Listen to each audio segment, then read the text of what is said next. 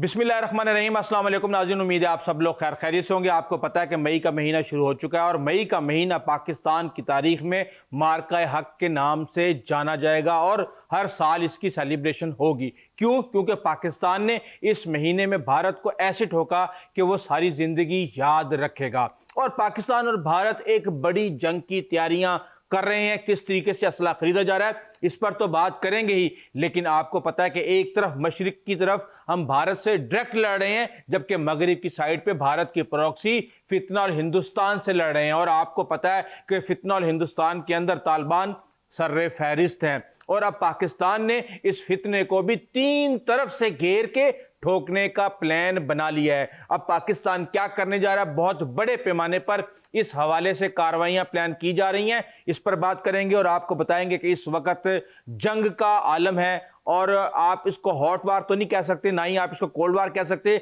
लेकिन दोनों तरफ से मार्टर गोले और रॉकेट्स जो हैं वो फायर किए जा रहे हैं। अल कायदा, वो कहते हैं ना 900 चूहे खा के बिल्ली हज को चली, तो अब इस वक्त अल कायदा भी मैदान में आ चुकी है। और आप ये देखें कि अफगान तालिबान को अपनी हमायत के लिए मिला भी तो कौन मिला?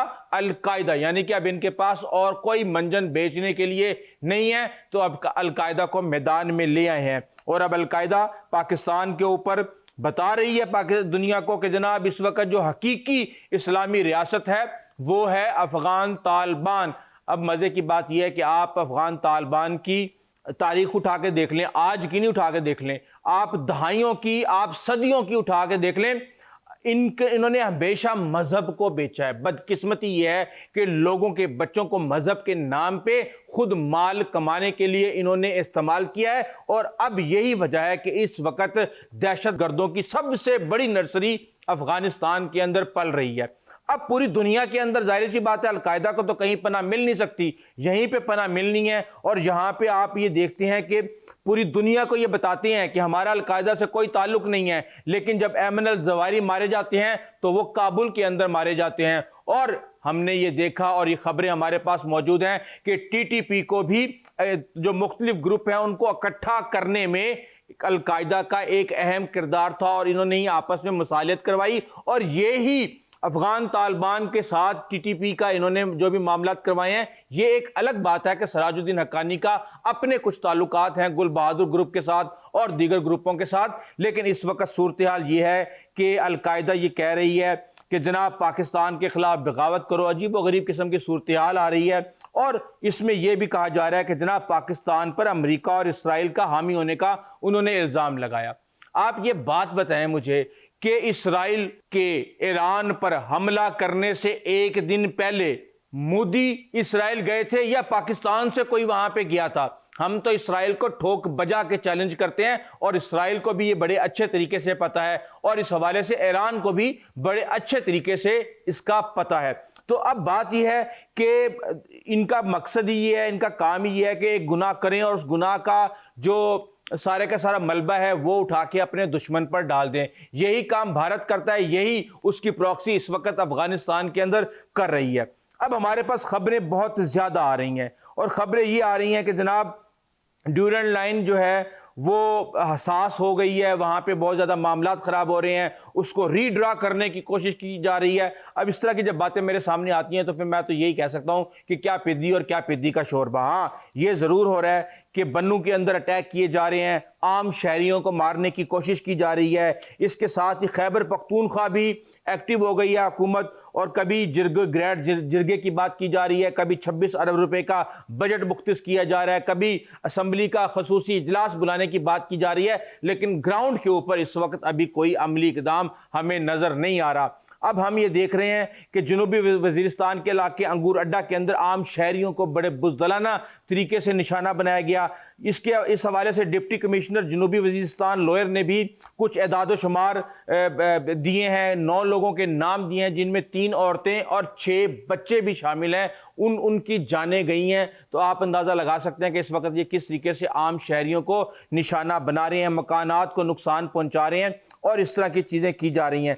अब ऑपरेशन गज़ब लिल हक तो जारी है और पाकिस्तान इनको मुंह तोड़ जवाब देगा, लेकिन अफगानिस्तान में एक अंदरूनी इंतशार के बारे में कहा जा रहा है कि ये पूरे खित्ते के अंदर फैल गया तो पूरा खित्ता जो है इससे ڈیسٹیبلائز ہو سکتا ہے۔ پاکستان کو بھی یہ سمجھایا جا رہا ہے کہ جناب آپ افغان طالبان کی حکومت کا پلٹا الٹنے کی کوشش نہ کریں۔ پاکستان عام طور پہ یہی کہتا ہے کہ ہم افغان طالبان کے ساتھ ہمارا صرف اور صرف ایک ہی مسئلہ ہے، اور وہ مسئلہ ہے یہ TTP، اور اس کے علاوہ ہمارا ان کے ساتھ کوئی مسئلہ نہیں ہے۔ لیکن اب ہم یہ دیکھ رہے ہیں کہ چیزیں بڑی تیزی کے ساتھ چل رہی ہیں، بدل رہی ہیں۔ سراج الدین حقانی کے بارے میں یہ کہا جا رہا ہے کہ وہ عرب امارات کی پروکسی بن چکے ہیں۔ یہ میں نہیں کہہ رہا، یہ جو دفاعی تجزیہ کار ہیں وہ یہ سراج الدین حقانی کے اوپر الزام لگا رہے ہیں۔ دوسری طرف ملا ہیبت اللہ کے حوالے سے خبریں آ رہی ہیں کہ قندھار کے اندر IRGC یعنی ایرانی ریولوشنری گارڈ جو ہیں وہ ملا ہیبت اللہ کو پروٹیکٹ کر رہے ہیں، کیونکہ ان کو اپنی جان کا خطرہ ہے اور ان کو کسی اور کے اوپر اعتبار نہیں ہے۔ ایران کا ان کے اوپر بہت زیادہ انفلوئنس ہو گیا ہے۔ تو اب ایک طرف اگر عرب امارات ہے اور دوسری طرف ایران ہے تو آپ اس کا انجام سمجھ سکتے ہیں۔ اب ہمارے پاس یہ خبریں آ رہی ہیں کہ بہت جلد افغانستان کے اندر رجیم چینج ہوگا اور اس کے لیے کافی کچھ ہونے جا رہا ہے۔ پاکستان نے بھی افغان طالبان کو اندر گھس کے مارنے کا منصوبہ بنایا ہوا ہے اور کئی حد تک اس کے اوپر عملی جامہ بھی پہنایا جا چکا ہے۔ جس طریقے سے ان کے اڈے تباہ کیے جا رہے ہیں دہشت گردوں کے، جس طریقے سے ان کو نشانہ بنایا جا رہا ہے، اور اس کے علاوہ جو چیزیں ہمارے سامنے آ رہی ہیں وہ یہ ہیں کہ یہ اس چیز کے قوی امکان ہے کہ پاکستان جو مختلف ریزسٹنس گروپ ہیں افغانستان کے اندر ان کو بھی تنگ آ کے سپورٹ کر سکتا ہے۔ ابھی تک پاکستان نے بڑے صبر کا مظاہرہ کیا ہے لیکن یہ باز نہیں آ رہے، اور جب پاکستان کے صبر کا پیمانہ لبریز ہو جائے گا تو پھر یہ کام بھی ممکن ہو جائے گا۔ اس کے ساتھ یہ باتیں بھی کی جا رہی ہیں کہ پاکستان نے بے شک ایران کے تھرو سینٹرل ایشیا کے ساتھ تجارت شروع کر دی ہے۔ پاکستان اور افغانستان کے بارڈر اس وقت بند ہیں، لیکن اس سب کے باوجود پاکستان کی نظریں وخان کوریڈور پہ ہیں۔ اگر وخان کوریڈور سے پاکستان کو رستہ مل جاتا ہے تو سی پیک اور چترال اور دیگر رستوں کے تھرو ہم بڑے آرام سے وخان کوریڈور کی ایک 40-50 کلومیٹر کی پٹی کراس کر کے تاجکستان پہنچ سکتے ہیں۔ وہاں سے ہمیں بجلی بھی خریدنی ہے، وہاں سے ہمیں اپنی انرجی کی ضروریات کو بھی پورا کرنا ہے۔ تو اس حوالے سے کئی دفاعی تجزیہ کار یہ کہتے ہیں کہ یہ پروجیکٹ اس وقت پائپ لائن کے اندر ہے کہ پاکستان، کیونکہ اب وخان کوریڈور کے ایک طرف چین ہے، ایک طرف تاجکستان ہے اور دوسری طرف پاکستان ہے، اور بیچ میں وخان کوریڈور کی ایک چھوٹی سی پٹی جس کے بارے میں کہا جاتا ہے کہ ایک مقام پہ تو وہ آ کے 30 سے 50 کلومیٹر کی صرف ایک چھوٹی سی ایک سٹرپ رہ جاتی ہے جس کو کراس کرنا کوئی بڑا مسئلہ نہیں ہے۔ تو اس حوالے سے ہمارے پاس خبریں یہ آ رہی ہیں کہ احمد شاہ مسعود کے بیٹے احمد مسعود جو ہیں وہ ظاہر سی بات ہے تاجک بھی ہیں، بداخشاں صوبے کے اوپر ان کا بڑا کنٹرول رہا ہے ماضی کے اندر، تو تاجکستان کے اندر وہ اس وقت پناہ لیے ہوئے ہیں۔ تاجکستان کے پاکستان کے ساتھ بڑے اچھے تعلقات چل رہے ہیں۔ تو اب آنے والے دنوں میں جیسے ہی افغان طالبان کی حکومت ڈی سٹیبلائز ہوتی ہے تو اس بات کے قوی امکانات ہیں کہ یہ سارے کا سارا علاقہ احمد شاہ مسعود کے بیٹے کے کنٹرول میں آ جائے گا اور پھر ان سے پاکستان کے لیے بات کرنا بہت زیادہ آسان ہو جائے گا۔ اب ایک طرف تو یہ چیزیں چل رہی ہیں، دوسری طرف ہم یہ دیکھ رہے ہیں کہ پاکستان اور بھارت بڑی تیزی کے ساتھ اپنے دفاعی بجٹ کے اندر اضافہ کر رہے ہیں۔ سپری کی نئی رپورٹ آ چکی ہے جس کے مطابق انڈیا نے اپنے ڈیفنس بجٹ میں گزشتہ سال کے مقابلے میں 8.9% اضافہ کیا ہے، اور یہ اضافہ کرنے کے بعد اس وقت بھارت کا دفاعی بجٹ 92 ارب ڈالر سالانہ پہ پہنچ چکا ہے، اور یہاں پہ جنگی طیاروں اور جو سے منسلک جو نظام ہے وہی آپ کو پتہ ہے ملٹی ڈومین سسٹم جس نے نیندیں حرام کر دی ہیں بھارتی ایئر فورس کی، وہ اب اس کے اوپر پیسہ جھونک رہے ہیں اور اس کا بجٹ 50% سے زیادہ کر دیا گیا ہے۔ اس کے ساتھ انڈین ایئر فورس کے جو دیگر نظام ہے اس میں بھی 18% اضافہ کیا گیا۔ تو اب آپ کو سمجھ آ گئی کہ انڈین ایئر فورس کو اپنی کمزوریوں کے بارے میں پتہ چل چکا ہے، لیکن جب تک وہ اپنی پرانی کمزوریاں دور کریں گے پاکستان ان کو ایک نیا کارڈ دکھائے گا اور وہ پھر دوبارہ اس کی تیاری میں لگ جائیں گے۔ پچھلے 60-70 سالوں سے بھارت یہی کر رہا ہے کہ پاکستان کا سرپرائز وہ اس سے برداشت نہیں ہوتا اور اس کے بعد پھر وہ اس سرپرائز کے مقابلے میں اپنی صلاحیت بڑھانے کی کوشش کرتا ہے اور پاکستان ایک نیا سرپرائز دے دیتا ہے۔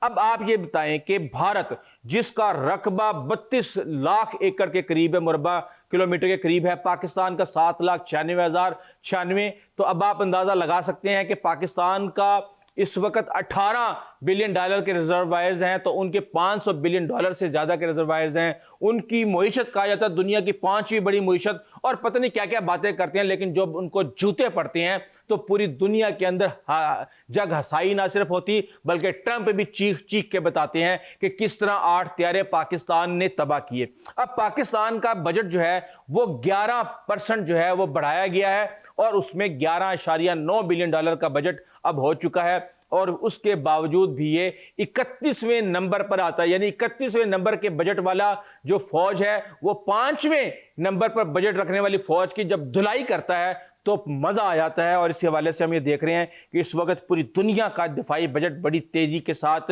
बढ़ रहा है। $2887 बिलियन पूरी दुनिया ने दिफाई अखराजात के ऊपर खर्च किए हैं, और उसमें से 51% सिर्फ 3 ममालिक का है, जिसमें रूस, चीन और अमेरिका है। अब अगर चाइना की बात करें तो $336 बिलियन, लेकिन आमतौर पे कहा यह जा रहा है कि चाइना बताता कुछ है लेकिन खर्च वो कुछ और कर रहा है, क्योंकि उसके हथियार खुद बोल रहे हैं कि वो कितने बड़े पैमाने पर तैयारी कर रहा है और कितने बड़े पैमाने पर इस इंडस्ट्री के अंदर इन्वेस्ट कर रहा है। इसके साथ रशिया का $190 बिलियन का बजट है, और उसके बाद जो पैसे बचते हैं वो जनाब तकरीबन 970 बिलियन के करीब जो पैसे हैं वो अमेरिका अब अपना दिफाई बजट पे लगा रहा है, और अगले साल के लिए तो वो तकरीबन $1500 बिलियन के ऊपर खर्च करने जा रहा है। अब इस हवाले से हम ये देख रहे हैं कि भारत ने तकरीबन $25 बिलियन जो हैं वो फिजाई दिफाई निज़ाम, मिसाइल और ड्रोन्स के ऊपर इन्वेस्ट कर दिए हैं, लेकिन इसके बावजूद 114 राफेल की मंजूरी भी ये दे चुके हैं। और उसके बावजूद हम ये देख रहे हैं कि भारत की तमाम तर इन्वेस्टमेंट जो है वो एक तरह से जो रवायती हथियार हैं उन पर है, जबकि पाकिस्तान टेक्नोलॉजी के ऊपर खर्च कर रहा है और स्मार्ट वर्क कर रहा है, और उसी तरीके से है पाकिस्तान इंशाल्लाह अगला सरप्राइज उनको देगा। और इसके साथ ही मैं आपको बता दूं कि अफगान तालिबान का भी बंदोबस्त बहुत जल्द होने वाला है। इस हवाले से आपको अपडेट करता रहूंगा। अभी तक के लिए इतना ही, आइंदा तक के लिए इजाज़त दीजिए। अल्लाह हाफिज।